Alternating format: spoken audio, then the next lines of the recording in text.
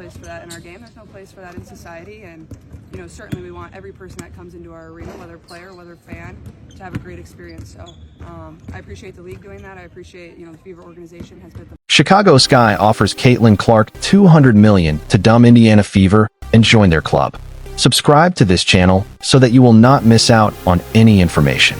It began in the sweltering heat of summer 2025, after one of the most electrifying rookie campaigns the WNBA had ever witnessed. Fresh off a collegiate career that redefined women's basketball at the University of Iowa, Caitlin Clark wrapped up her debut season with the Indiana Fever not just as a promising prospect, but as a phenom who had fundamentally shifted the league's landscape. Her stats were staggering. Her presence? Magnetic. Crowds swelled. Broadcast ratings surged.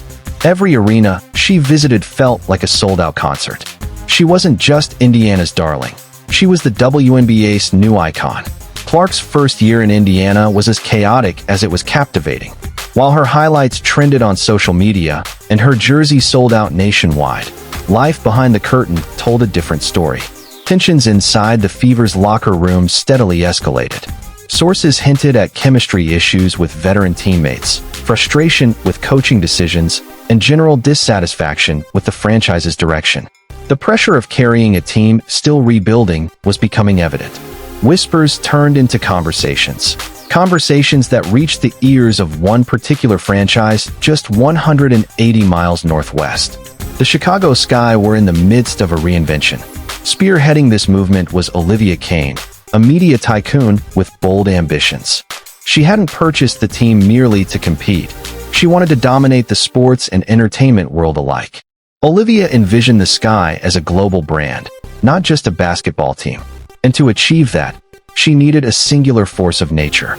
She needed Caitlin Clark. By late August, only weeks after the Fever missed the playoffs, Clark was approached quietly. No cameras, no leaks, just a sleek invitation, a flight itinerary, and an offer to discuss the future. Clark, along with her trusted agent Mark Harris, landed in Chicago and found themselves on the 103rd floor of the Willis Tower.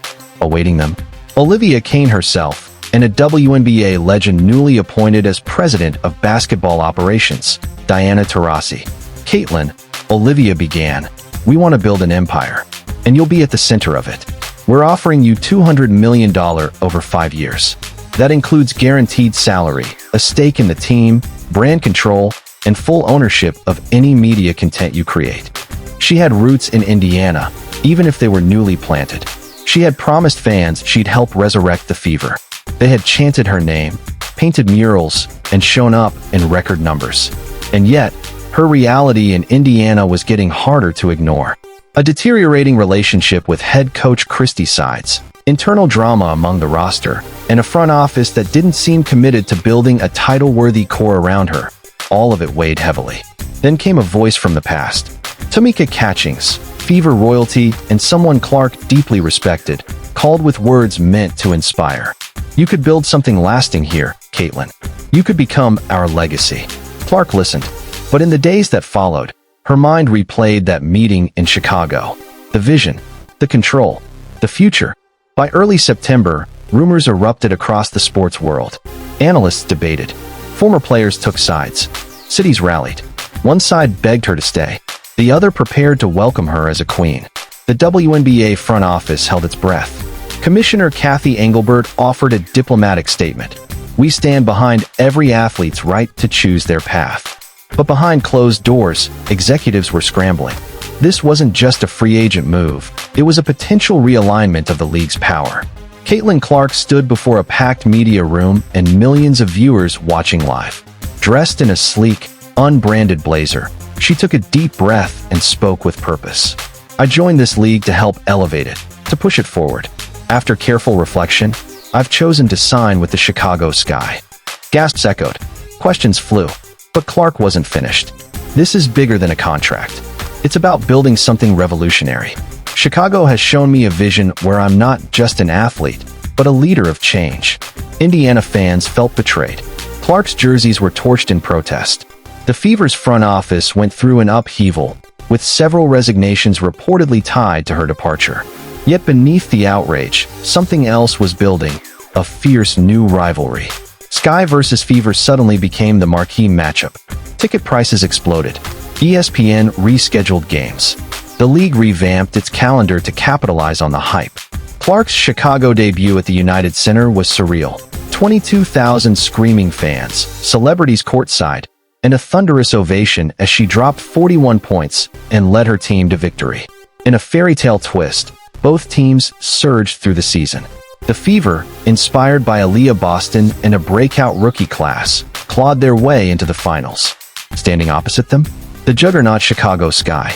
The 5-game series shattered WNBA viewership records. It came down to the wire, Game 5, tied in the final seconds. And then, like she had so many times before, Caitlin delivered a cold-blooded step-back 3 with 1.2 seconds left. 3 years later, Caitlin Clark isn't just a basketball star. She's a business mogul, a producer, and a pioneer. She co-owns The Sky.